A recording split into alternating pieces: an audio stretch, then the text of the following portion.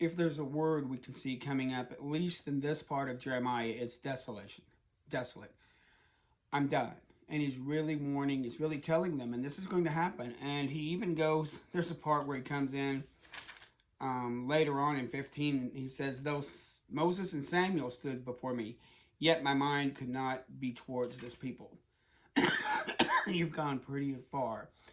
If Moses or Samuel had been staying there, which were the key intercessors, I'm not listening. This has gone really far. We act like that all they did was, break Sabbath a couple of times and maybe say a foul word, and all of a sudden God's got this big thing going on. No, this is the end game. This is, we're done. I'm going to do this, and then I've got my plan with the remnant. Thus the word of the Lord came to Jeremiah. Hear ye the words of this covenant, and speak to the men of Jerusalem and Judea. Thus saith the Lord, cursed is the man that obeys not the word of this covenant. He'd said that even from the beginning. If you go back to parts of Deuteronomy, it talks about blessings and cursings. I commanded your fathers this day and brought them out of the land of Egypt. See, he's even talking about that. Obey my voice and do them to all which I command. Not just some, not just parts. All that I command, you shall be my people, and I will be your God, that I might perform my oath, which I swore to your fathers to give them a land flowing with milk and honey to this day. Then answered I and said, so be it, O Lord. And the Lord said to me, proclaim all these words into Jerusalem and Judea. And this is Jehovah talking, protested unto your fathers when I brought them out, and I told them, obey my voice. He wants to bless, but he can't bless the way they want. I brought this up earlier, where it is said that, you're not getting what you could be getting. You're not getting what I could give to you because of your iniquities. Your iniquities are keeping away good things. God is not going to give good things to people who are in iniquity. He says, obey my voice. Yet you didn't obey, nor inclined your ear, but walked every one after the imagination of his evil heart. Therefore I will bring upon you all the words of the covenant. Either God's going to give you blessings, or he's going to give you cursings. There's not a middle ground. He's not just going to say you can go. He's going to curse you first. And this is for Israel and Israel alone. You've turned your back they have turned back to the iniquities of their forefathers and refused to hear my words. Once again, refused to hear. He's not choosing for them to refuse to hear. They refuse to hear. They are the ones who are choosing to refuse to hear. The grammar is the noun and this verb go together. They refused. So, a conspiracy is among the men of Jerusalem and Judea. They have turned their back. They have refused to hear my word. The house of Israel and the house of Judah have broken my covenant. Behold, I will bring evil upon them. They will cry, and I will not hearken. I mean, imagine that they're going to cry because of this. This is going to be tough, but I'm not going to hearken. I was going to hearken before we got to that point. Thus shall the cities of Jerusalem and Judea cry out unto the gods that you've made, but they won't save them. According to the number of your cities is the number of your gods. They didn't just have one God. They just didn't have a God other than God. They had numerous gods, multiple gods per city, almost per person. Just make a God in your image, make up an image like you want, put it in a corner, and worship it. According to the number of streets of Jerusalem, they have gods. They've set up their affairs, their altars to shameful things. Therefore pray not for this people, neither lift up a prayer for them, for I will not hear that. We act like he hears all prayers. So there's some prayers he won't hear, those that are not in his will. That which my beloved to do in mine house, seeing she has wrought rudeness with many, and the holy flesh is passed from thee. When thou dost evil, thou rejoice. The Lord called thy name an olive tree fair and good, and the noise of the great tumult has broken down. The Lord of hosts has planted thee, and has pronounced evil against thee, and evil in the house of Israel. They have gone up to provoke me to anger in offering incense to Baal. You're offering incense to Baal. You're not doing properly to me. And you should be worshiping me and me alone. That's what he's saying here. The Lord has given me knowledge of it, and I know it, for thou hast showed me their doings. But this is Jeremiah saying, I was led as a lamb or an ox. I knew not that they devised against me, saying, let us destroy the tree and the fruit thereof. This is the people going after Jeremiah himself.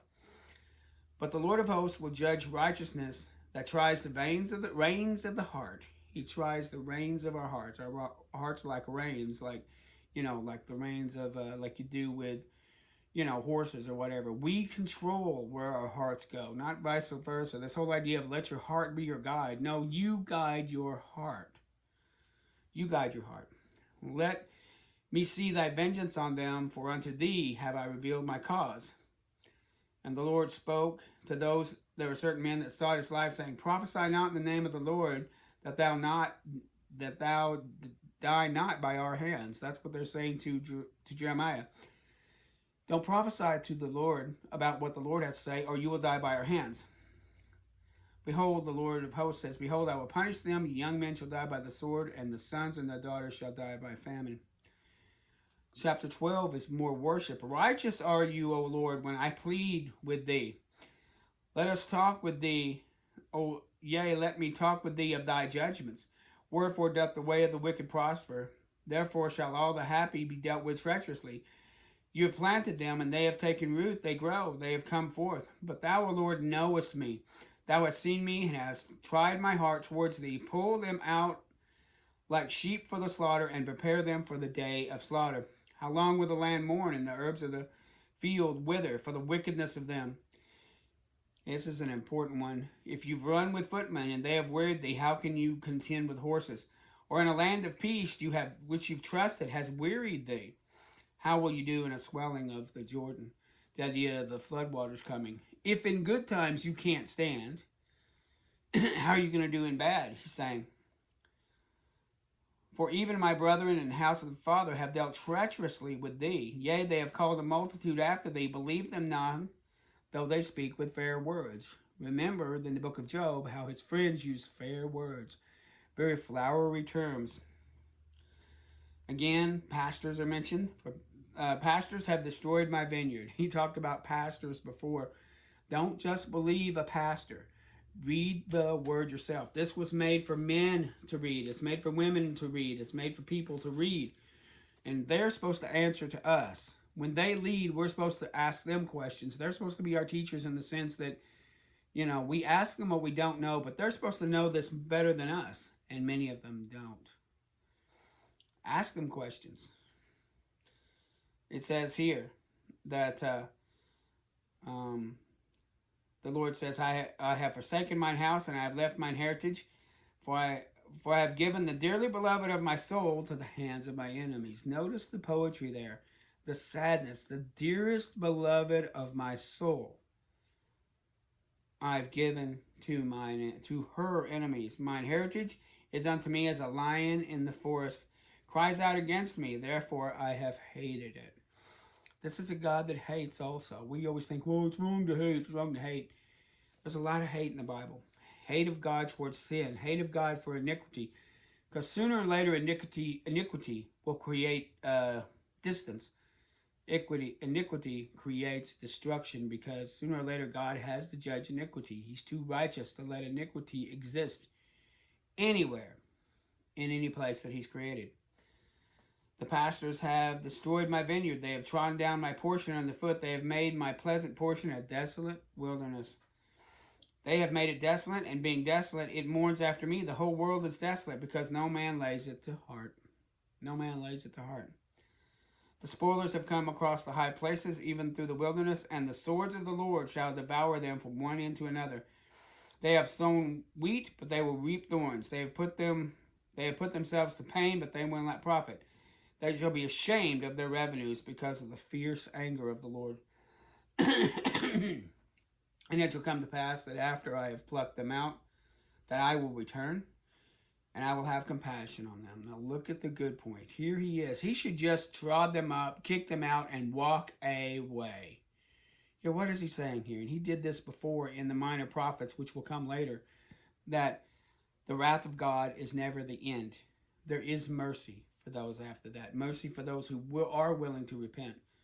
Like I said before, and I can't find it, I wish I could find it in here where I was reading, maybe it's in Isaiah, where as he comes forth, as this pressure goes forth in wrath, he provides a way out for those who want to come around and be saved. Those who want to come around, he will do. So this is what he's going to do.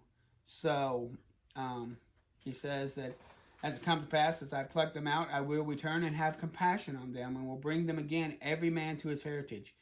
And it shall come to pass that they shall diligently learn the way of my people, to swear by my name, Yahweh liveth. As they taught my people to swear by Baal, they will then build up in the midst of my people.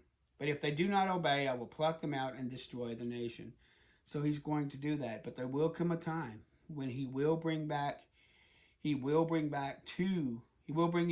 people, and he will set them up in their fair land. That hasn't happened yet. Yeah, they're geographically back in the land, but they're not in the back of the land per God. They're back in the land per man. Man has decided to give them back their land. But they need to get it through Jehovah.